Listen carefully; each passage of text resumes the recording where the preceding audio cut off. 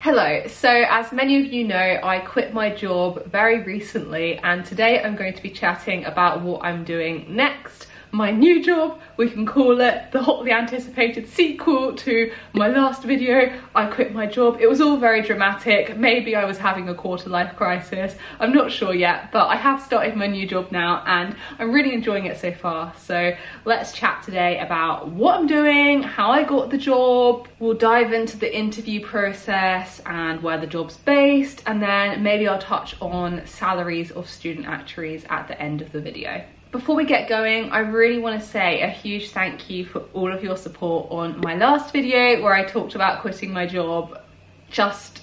I was really nervous about the whole situation, worried about my decision, doubting myself, but all of your comments just put me at ease. They just really gave me that boost that I needed when starting a new job. So thank you very much. It's nice to know there are other people out there who are also doing the same thing at the moment. That's not to say that quitting your job is always the best thing to do for everyone, but there are times in life where a change is good, and I'm glad I'm not the only one going through that at the moment. Also, if you're new here, please do like and subscribe to my channel to keep up with my young professional life.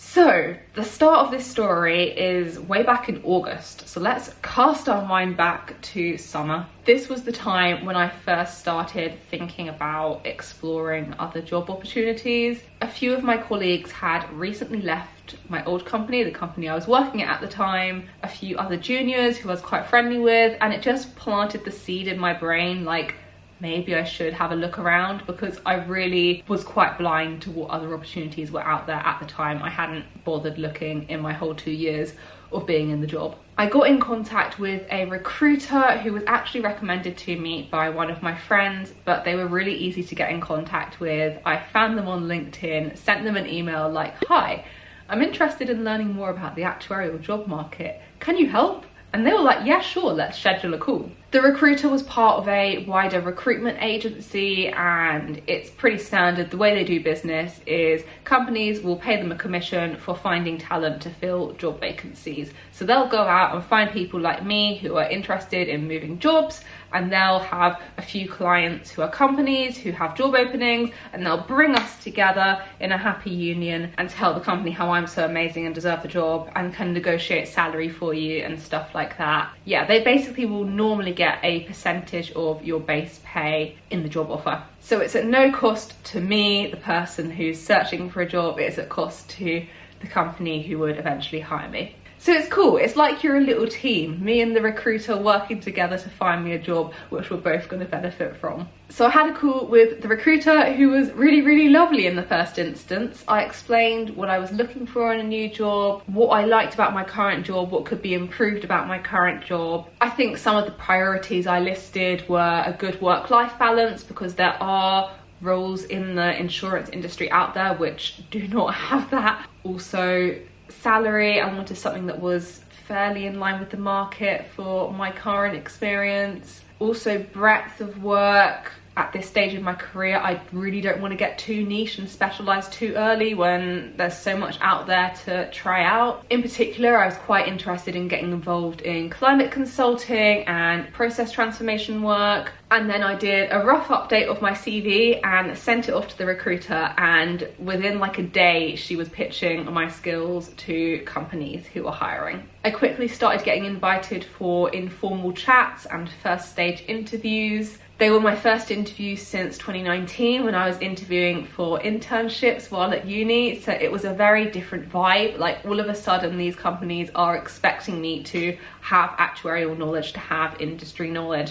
That was not something that I had at uni, so it had gone from me listing all of my university experiences at boat club to me talking about how I'd worked on reserve reviews and worked with these specific lines of business. It didn't feel impossible though. I didn't do any prep because I really didn't know how to prep for the interviews. I just thought, let's dive in, see what the interviews are like, and then if the first ones go really badly, we can take it from there and we learn what the style of interviews is and we'll refine it as we go along. My strategy was also just to be super honest. A lot of the time they just asked me questions about my CV, which I could easily talk about because it was all work I'd done fairly recently. I try to just take time to think about my answers and not come up with some long rambling answer, which was tough because I'm so bad at thinking on the spot. But if I did need to take 30 seconds to think about my answer, I did. I said, sorry, can I just have a moment to think about that one? And then gave a response when I could give a nice coherent flowing one, which I think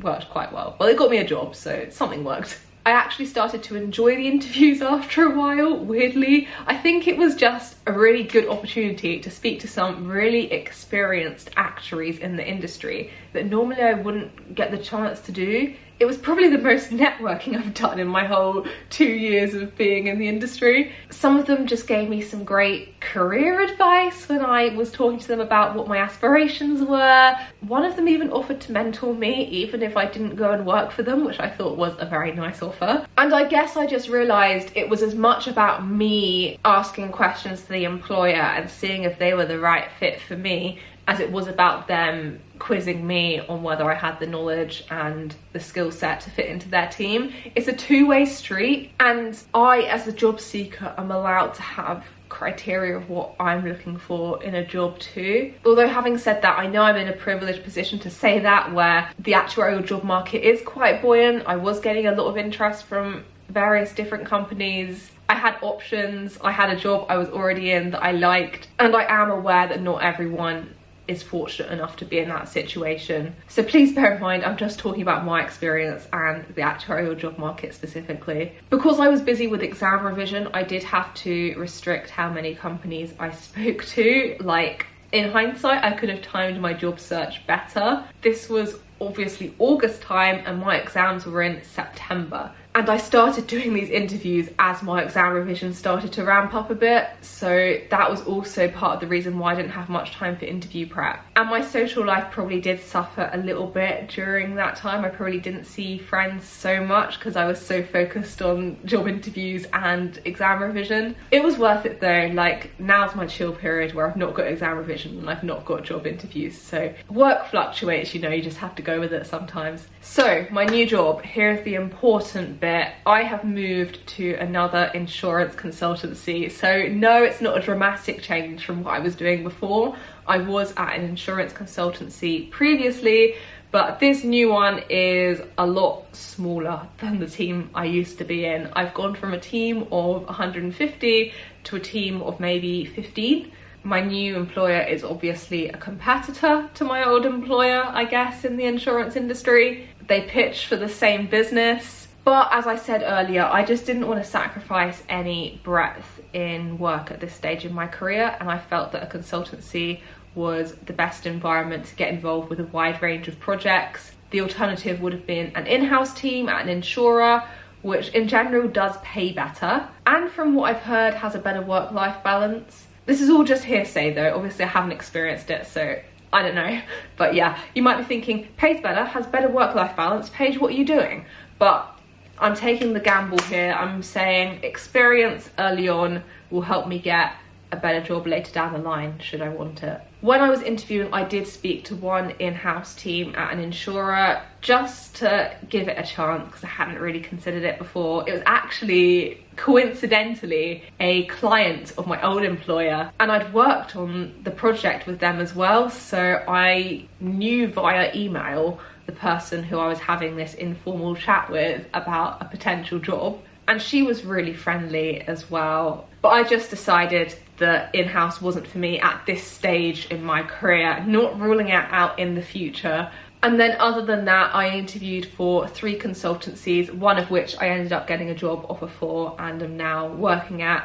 The other 2, one of them actually rejected me after my first stage interview, which, I don't know, I don't take rejection that well, guys. Was I bitter about it? Maybe a little bit. It did feel like a particularly bad interview. They kept wanting me to quote market stats, inflation figures, and I have the memory of a sieve. They're normally things I just look up in my spreadsheet and I just couldn't recall off the top of my head, and I didn't want to make up an answer.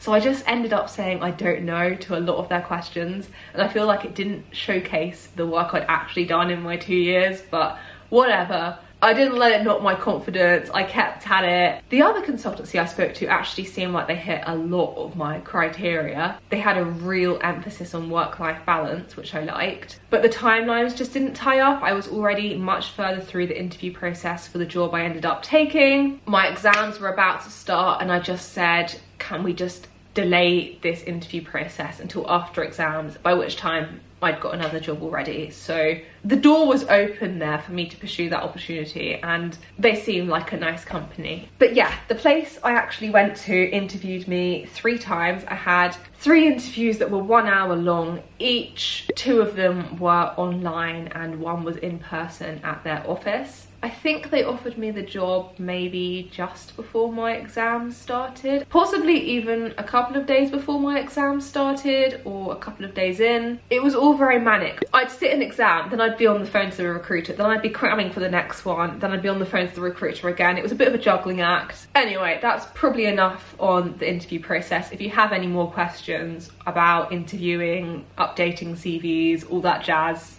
working with a recruiter, just drop them in the comment section below. The new team is still in property and casualty insurance, which is what I've got experience in at my old job. I'll still be doing reserving and capital modelling work and hopefully getting involved with some more business development stuff. I'm quite interested in the business side of things and I think I'll see more of that in a smaller team. The big news is that it's based in London. Guys, I just went into my new employer's office and I handed in my signed contract of employment. So yeah, it's exciting, kind of in central London today.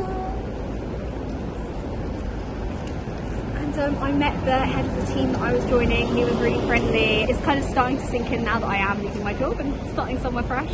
Their office is nice though. This is going to be my commute 2 days a week. Exciting. Excellent planning skills from our cameraman here. For those of you who weren't aware, my old job was based in Cambridge. I live in Cambridge. I recently bought a house in Cambridge. My social life is in Cambridge. I love Cambridge, but I've taken the job in London, which if you said this to me 5 years ago, I would have been like, you're joking. Paige taking an office job in London, she would never, because London still slightly scares me a little bit. It's a really big city and I don't know, there is a thrill to visiting it, but I just never thought I'd work there full time. But here we are. I've taken a job which is based in London, but thank goodness for this as well. They have a good hybrid working policy, which means I can work from home half of the time, and then I also have my study days. The commute is 2 hours door to door, but it's looking like I'll only be doing that twice a week, which I think is doable. Obviously, when I was interviewing, my #1 question to the employers was, what is your hybrid working policy? Because I don't want to be spending my whole time commuting. The trouble with the industry I work in is that there aren't many jobs in Cambridge. All of the jobs are in London, and I obviously don't want to live in London, so the only option is to commute a little bit. What surprised me though is that so many people in the team I've joined commute into London too. I didn't realise how common it is for people to live a fair way out and then travel into work. At 2 hours, I probably have one of the longest commutes, but there are definitely a number of people with commutes that are over an hour long. On to exams. So I'll still be sitting exams with the IFoA. The IFoA is the professional body who awards the actuarial qualification in the UK. I'm halfway through the exams, guys, and there's no way I'm quitting before I qualify. This is also why I'm still in the actuarial profession. I've started, so I shall carry on. Some of you might have wondered if I was going back to Astrophysics or becoming a full-time YouTuber, and while both of those ideas sound very fun, I am still giving actuarial work a big chance. I'm only 2 years in, and all the things that I listed 2 years ago that I liked about the career still stand. I don't know whether it's what I'm going to be doing in 10 years time, but as I said, still going with the flow, seeing where it takes me. The study policy at my new company is very similar to my old company. It's pretty standard across the industry. You get roughly 1 day off a week as study in the lead up to exams. Something that is going to be quite different is the dress code. So my new company has a business casual dress code. So I am going to have to say goodbye to wearing jeans to the office. My old company had a dress for your day policy, which basically meant when you weren't seeing clients, you could dress really casual. I wore trainers to the office, I wore jeans and a jumper throughout winter. Now I've got my smart roll neck and my business skirt and tights. I actually quite like it. I feel quite professional walking through London in my smart coat and being like, yes, I'm a professional, I'm going to the office today. I'm sure the novelty will wear off, but for now, I'm quite liking it. I did vlog my first week at my new job, and that will be the next video I post, so watch out for that. It will have more information on how I'm getting on.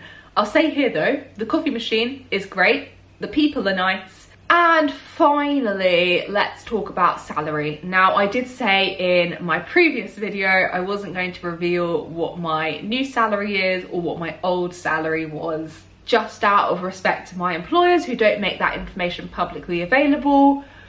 But I personally appreciate people being transparent with salaries and progression prospects. I probably wouldn't have ended up in the job I'm in now if it hadn't been for other people being really open and honest with me about what they were getting paid. And so I thought I would flash up a table which gives you a range of salaries for student actuaries in various regions of the UK for different actuarial work. Getting my laptop out now. So this is a 2022 salary guide published by the company Goodman Masson, and I'll link it in the description of this video below. I actually only found it recently, but I think it is quite accurate. It predicts my salary correctly. It matches everything the recruiter's been telling me and what companies I've been speaking to have been telling me. So I think we can trust this guide, basically. So looking at the insurance page, it's split into life and GI, which stands for general insurance.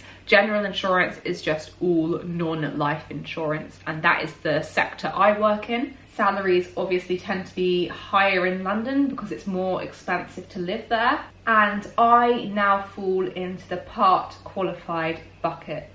I am just over 2 years into my actuarial career. So that means my salary falls in the range 48k to 60k. You can see from this chart that salary progression for student actuaries is quite fast in the first few years. Many people can get qualified within 5 years, so you can go from 30k to 90k if you play it right in London in the space of 5 years, which is pretty crazy. And this chart also doesn't capture annual bonus, so most companies will give you a target bonus each year, which will be a percentage of your base pay. It's obviously not guaranteed, and your actual bonus will depend on your own performance as well as your company's performance. In my experience, it can range from 5% to 15% for student actuaries, possibly even more than that at some places. The snag is that you are obviously paid your bonus once a year in a single payment. And so if you leave your company before your annual bonus is due, then you essentially sacrifice your bonus for the time you worked there. So by leaving my old employer in mid-October, I sacrificed 9.5 months of work, which I could have received a bonus for. And if I get a bonus at my new employer, it will only be for the 2 months or so that I've worked there, rather than as a proportion of a whole year's pay. I think that kind of summarizes the actuary salary situation for those interested. It is a well-paying career. Being completely transparent, it's part of the reason I chose the career. It pays well and it is quite reliable. Anyway, I think that is everything I wanted to say in this video. If you have any more questions about my new job, please do drop them in the comments. If you have any interview stories or job application stories of your own, also please share them below. I'd really appreciate if you give the video a like and subscribe to my channel. I'll also leave links to all of my socials and my newsletter in the description of this video. Thank you so much for watching, and I'll see you soon with another video.